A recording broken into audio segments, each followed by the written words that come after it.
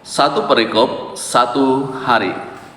Kita akan bersama-sama kembali lagi membaca firman Tuhan pada saat ini. Bacaan kita terdapat di dalam Injil Matius pasal yang ke-16, ayat yang ke-5 sampai ayat yang ke-12. Injil Matius pasal yang ke-16, ayat yang ke-5 sampai ayat yang ke-12. Demikian firman Tuhan tentang ragi orang Farisi dan Saduki.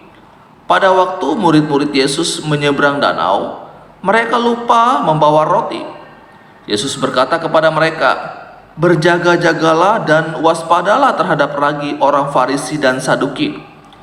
Maka mereka berpikir-pikir dan seorang berkata kepada yang lain, "Itu dikatakannya karena kita tidak membawa roti." Dan ketika Yesus mengetahui apa yang mereka perbincangkan, ia berkata, "Mengapa kamu memperbincangkan soal tidak ada roti? Hai orang-orang yang kurang percaya, belum juga kamu mengerti? Tidak kamu ingat lagi akan 5 roti untuk 5.000 orang itu, dan berapa bakul roti kamu kumpulkan kemudian? Ataupun akan 7 roti untuk 4.000 orang itu, dan berapa bakul kamu kumpulkan kemudian? Bagaimana mungkin kamu tidak mengerti bahwa bukan roti yang kumaksudkan? Aku berkata kepadamu, waspadalah terhadap ragi orang Farisi dan Saduki." Ketika itu barulah mereka mengerti bahwa bukan maksudnya supaya mereka waspada terhadap ragi roti, melainkan terhadap ajaran orang Farisi dan Saduki. Bapak Ibu Saudara, kalau kita membaca Alkitab, maka kita akan menemukan beberapa kali muncul kata ragi di dalam Alkitab. Dan Yesus juga pernah menggunakan kata ragi ini. Nah Bapak Ibu, kalau kita membaca kata ragi muncul di beberapa ayat firman Tuhan, maka itu memiliki arti yang berbeda-beda. Misalnya saya beri contoh Bapak Ibu. Lukas pasal 12 ayat 1, ketika digunakan istilah ragi di sana, maka itu berarti satu kemunafikan. Ini yang disampaikan oleh Yesus kepada orang-orang Farisi pada waktu itu, dan dia gunakan istilah ragi.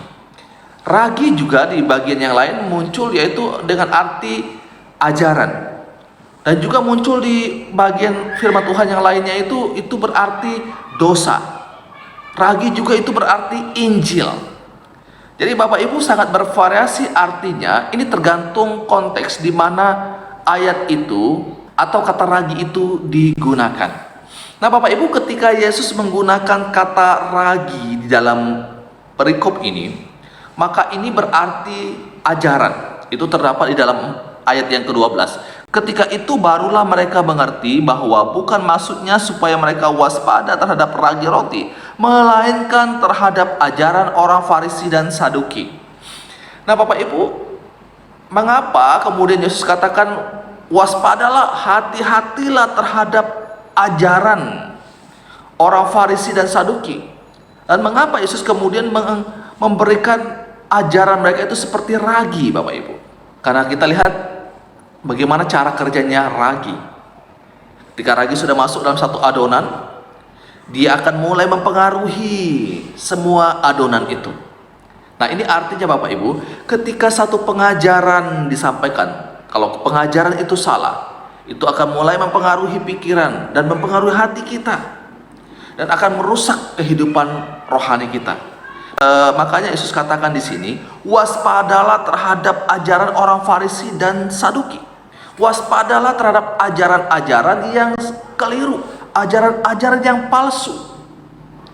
Bapak Ibu, saya mau menyampaikan dan mengingatkan kita semua, ada begitu banyak ajaran-ajaran yang bermunculan pada masa sekarang ini. Kita perlu sekali waspada, berhati-hati terhadap setiap pengajaran-pengajaran yang kita dengarkan.